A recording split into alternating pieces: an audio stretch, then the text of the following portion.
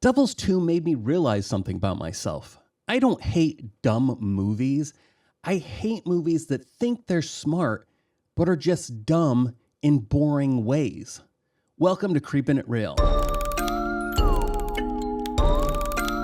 Thanks for joining me. We're talking about 2009, The Devil's Tomb. Now, this movie should have worked. Had some good actors in it. Cuba Gooding Jr. Is it Cuba Gooding Jr.? I don't know. We got Ron Perlman. We've got soldiers. We got religion. We got monsters.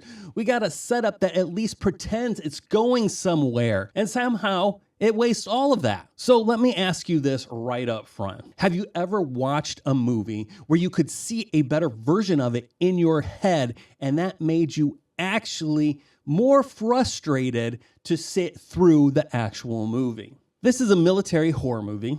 It wants to be Aliens meets Event Horizon, but set on Earth. There's this idea that something ancient and dangerous has been buried and protected for a reason. And for a while, I was genuinely interested. The idea of mixing archaeology, clergy, and military, it had my attention. Now, Cuba Gooding Jr.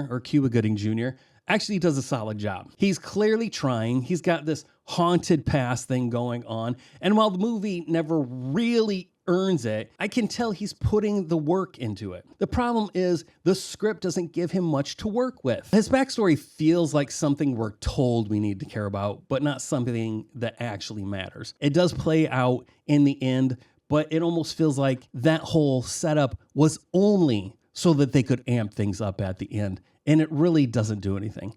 Ron Perlman is where things really start to bug me. He's treated as important and mysterious, but the movie never lets him be a character. He feels less like a person and more like a plot device with a face. You could replace him with a folder or an artifact and not much would change. And that's not Ron Perlman's fault. And then there's the reveal. Without getting too deep into spoilers, the movie leans in hard into fringe biblical ideas about Nephilim and ancient beings that feels less theological and more late night cable nonsense. This is where the tone collapses for me. Here's the thing. Had this movie gone full stupid, I might have been on board. Once I realized this was a WWE Studios movie, yes, World Wrestling Entertainment, that WWE, it actually unlocked a funny thought. I could get behind this if Cuba, again, somebody correct me, not that I'm going to know because all you're going to do is spell it out and I'm still going to be guessing. If his role was played by The Rock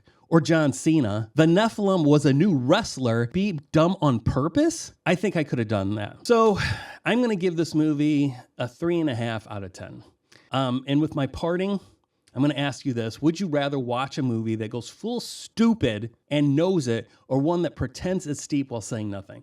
Let me know about that. Please like, subscribe, and share. Thanks for watching. I'm Judah, and I'll talk to you later.